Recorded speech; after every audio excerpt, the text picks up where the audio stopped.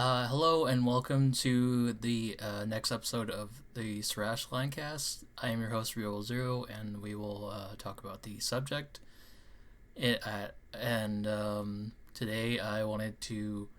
I wrote this a while ago, and I was writing about something else, another podcast that I think I will upload today.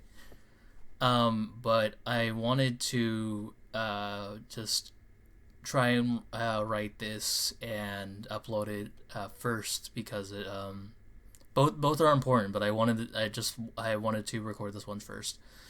Today's one about Metroid. I know we already talked about Metroid before. I like Metroid is like one of my favorites. Those games are always magnificence, and they're great, and I have nothing but positive words for them.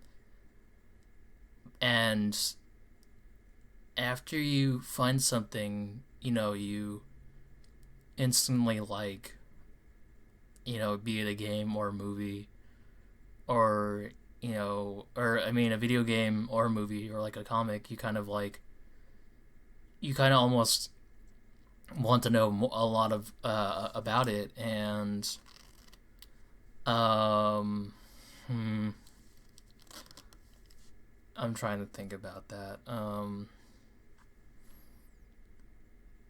Uh but you sorry, I kind of lost my train of thought. um I wanted to bring up the thing about Metroid today is that you kind of you kind of for lack of a better word, you kind of notice a couple of things about Metroid. Is that it's one of the few Nintendo first party developed games, um, led by a woman. And that's one of the things that's kind of inherently sexist over to Nintendo, is that, Metroid has been a, tour de force for Nintendo and feminism since 1986. But at the same, and again, it's been a defining factor in the world of video games and beyond. And despite all the goodwill garnered over the years, is Metroid sexist? And this we'll talk about this on the upcoming time. Um, and for the most intents purposes, I would say yes. I also wrote that, is Metroid sexist? Most media studies and personalities would say yes. Beyond Anita Sarkeesian, there's a website called Digital Lidoscope, where user Swiba writes several articles about Metroid. The article is well enough, and honestly, I agree with most of the article, so I bring this article up. If everything's been said on the issue, why ask the question? The question needs to be asked due to a variety of factors.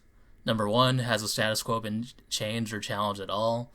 So in the time that Metroid has been a defining feature in the video game industry and Nintendo's, series, has there been a noticeable change? Has there been more series led by women from Nintendo? Or, that's the biggest question. Has the status quo been changed or challenged at all? So number two, is the minority in question still stereotyped, have an outstanding grievance, or has their voice not been heard? I would honestly say, yes, outstanding grievance, yes, their voice has not been heard, because there's still only one franchise led by a woman in Metroid. And in the sense of, you could talk about maybe like, I don't know, you could talk about a Fire Emblem game here and there, but again, like, that's not a franchise predominantly where a woman is consistently leading the series, and that's where, that's kind of where the question slash grievance comes from.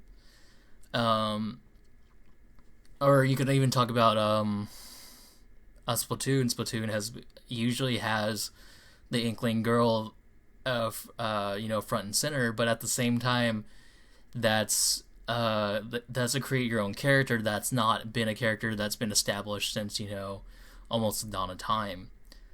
So number three is also, has a minority in question been offered a financial sum, an award, or special consideration?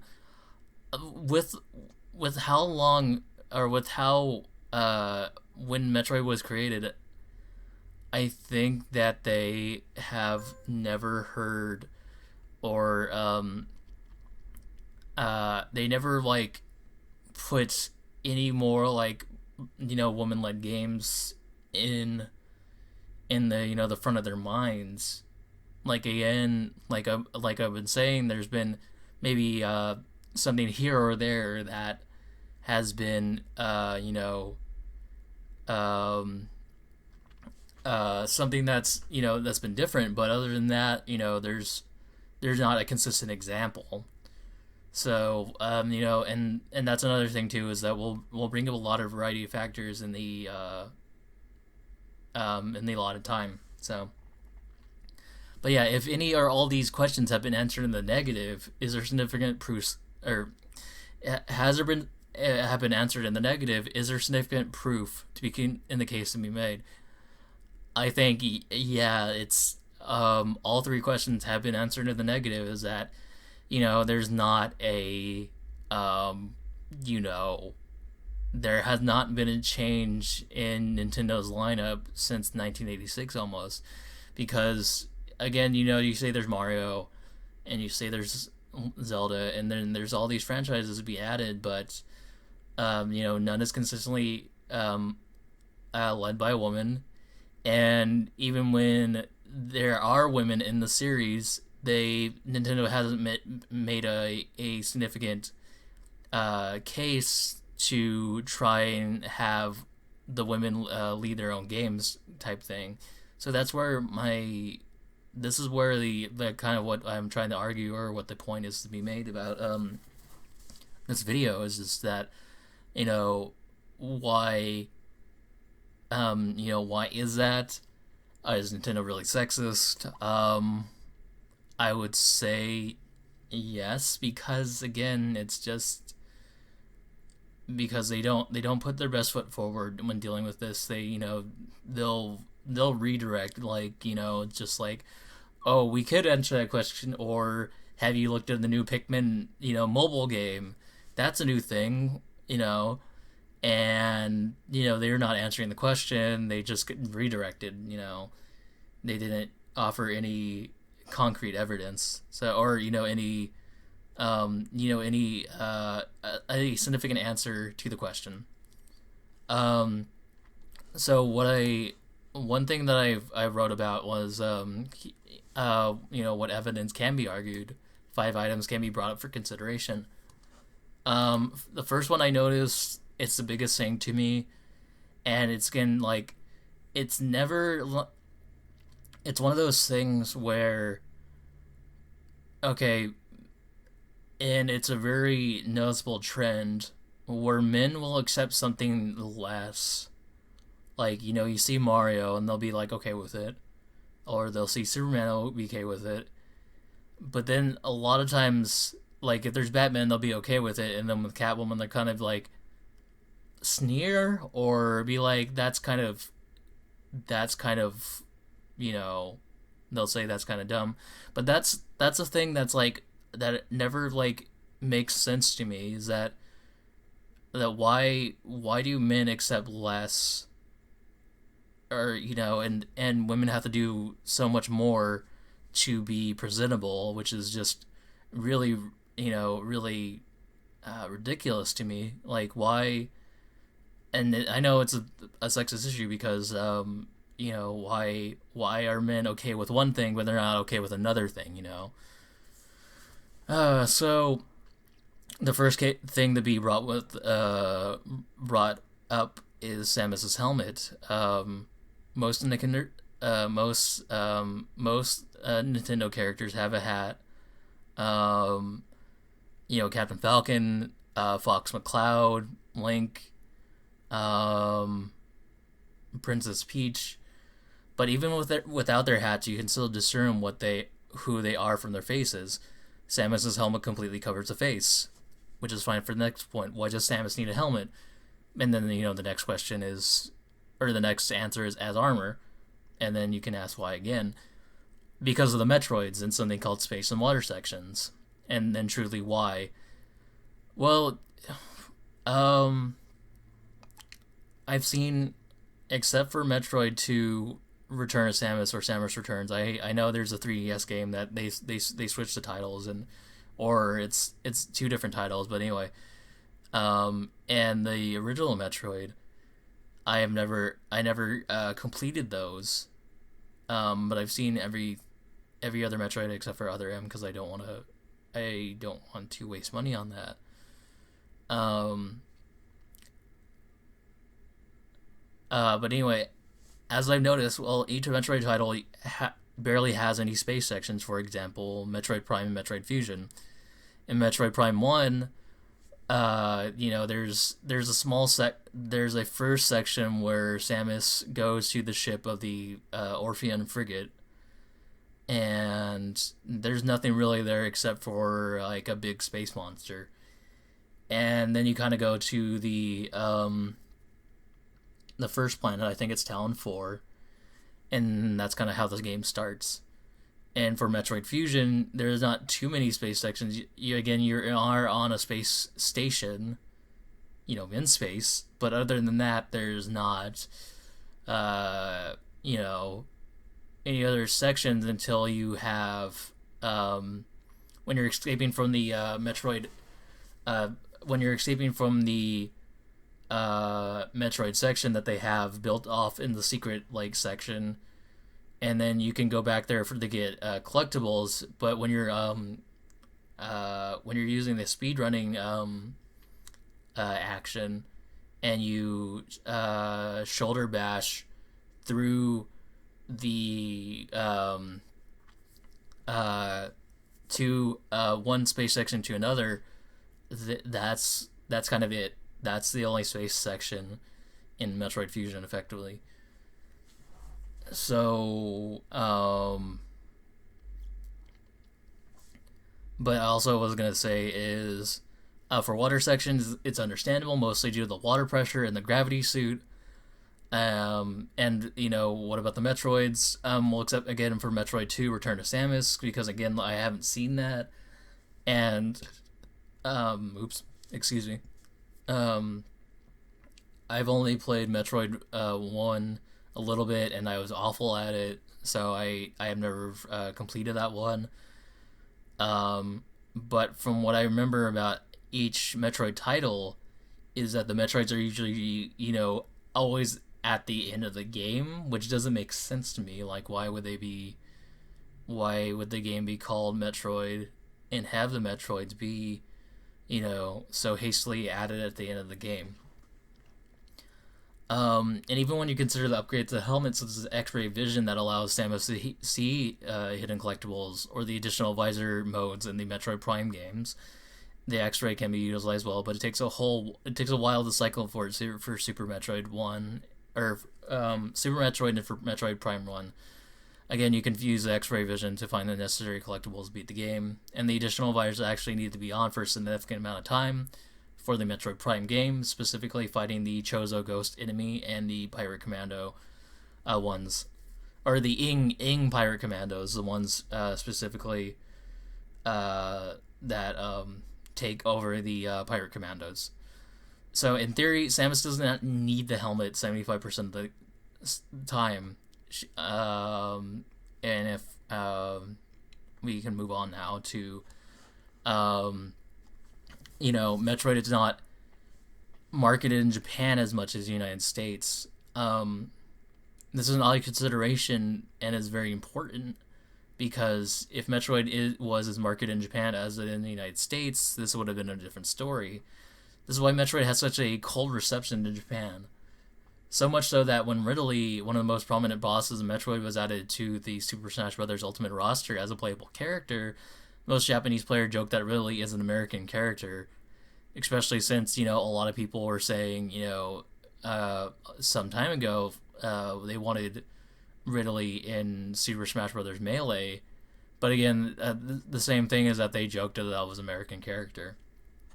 And then we go to the next item. I know that wasn't as as heavy as or a bullet point to be considered, but it's still another thing that like, oh, people or Japanese video game players in their subconscious, that's another thing where it's like, oh, I'm going to disregard this and just keep moving on with my life. So yeah, I think that's a valuable point to be considered.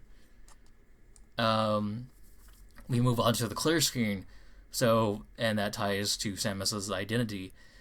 If Samus's identity was revealed at the start, there wouldn't be half of these problems. A video game that arrived, the next year in 1987 is Phantasy Star 1. And the protagonist is Alice Landale, revealed at the start of the game. And, other several notable games with female protagonists that, that are revealed at the start, such as Monster World 4, Valkyrie Chronicles, Tomb Raider, Shantae, Beyond Good and Evil, Resident Evil. They didn't have to, have something like that because they just said it at the start. They didn't have to, do something unnecessary if they just, revealed it at the start. We wouldn't want to be talking about this. Anyway, what I'm getting at is that the clear screen doesn't make any sense because there's already an ending for the game. Samus defeats Mother Brain, then escapes the exploding base. Well, the next time, Samus defeats Omega Metroid, then escapes the space station. And lastly, Samus defeats Metroid Prime and leaves the planet. That's basically the ending. The community and developers erroneously label the clear screen as endings, which doesn't make any sense. It's called a clear screen because it shows statistics. It does not show any extra relevant information. It just shows you how far the developers went. They thought that was okay, and in reality, that's not okay. To our next point is the workforce diversity in Super Smash Ultimate in general. So Super Smash Bros. Ultimate has only 9 women characters versus 72 other characters. Technically, if you count the DLC, there's Min Min and, recently the Pyrrha and Mytha, but that's still just like, that's only like 11 or 12, so it's still a it's still technically a low or a small amount of characters versus, everything else. So, and if you really consider it, because again, like, I don't count the gender swap characters and I don't count the alter egos as additional characters because that's the same character. Princess Daisy was the 9th character at the time, so because like, again, like, that's what I'm saying, like, it's such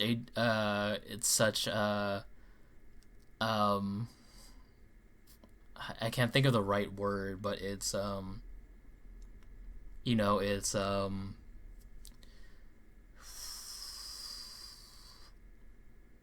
it's something where it doesn't make sense because why is there such a lack of female representation if there's 80 some odd characters in the game? So when we really talk about that, so if you think about lack of women characters, I would say it corresponds to the lack of women or minorities in the workforce. And the lack of diversity translates real time to video games. If you don't have a female employees or employees that are considered minorities, then they can't voice their opinion and say what they wanted to see in the game. It would just be what, Mr. Sakurai wants, or some other Nintendo higher up employee. So if Nintendo had any diversity, an employee would have said something, or at least would have reflected on the work. Nintendo never releases any super significant data as to who actually is in their workforce, which is to say they did wrong, which is troubling. And even if you say Nintendo has women employees, what department are they a part of? Are they actively working on the console? Are they contributing to Super Mario or Legend of Zelda or Pokemon?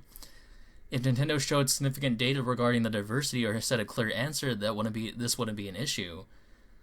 And lastly,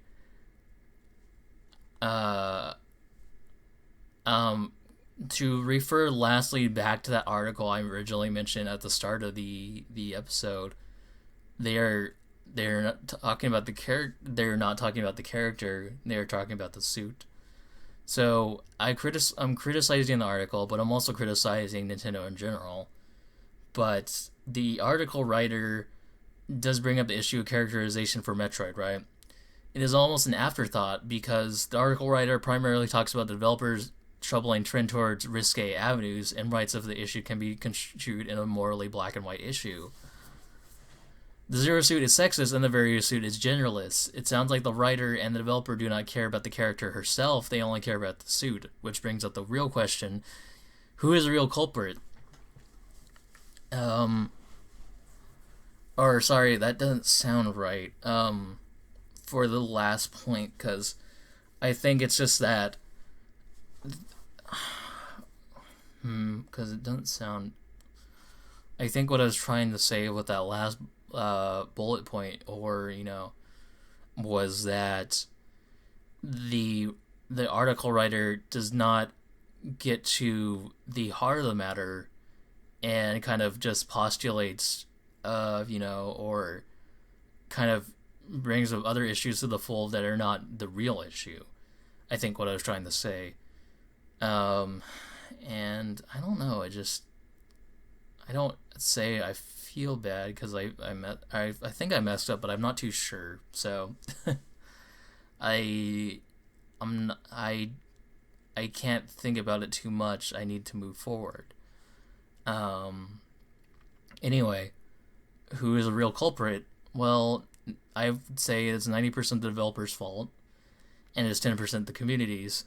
Why do I mention the communities? Because if the community actually had an issue with it, or has an issue with it, they could stop buying the games, or talk about it on the forums, or if they stop buying the games and they stop the flow of income for the developers. Again, this is only 10% of the equation. If the developers actually thought a few steps ahead, actually try to have a diverse workforce or a diverse series of games, then we want to be talking about this issue. So, so I think that's the end of what I wanted to talk about for the issue about I'd say the inherent sexism in Nintendo. I know, again, like, when we talk about these things, it is usually, again, like I was saying, it can't be divided in such, uh, black and white areas. And Nintendo will honestly just be, uh, you know, in the gray area, saying, hey, we're developing this game and we can't talk about it too much, but also, we're not going to give you a clear answer. We're not going to comment directly because then we could be tied to that comment, and then, stocks drop, stocks rise, etc., etc. So they're always going to be in the gray area, unfortunately. So, and that's always one of those things where, unfortunately, because they're in the gray area, they won't give you a clear answer. So, that's unfortunate. Anyway, this has been a Sarasalandcast, and I am your host, Real Zero, signing off.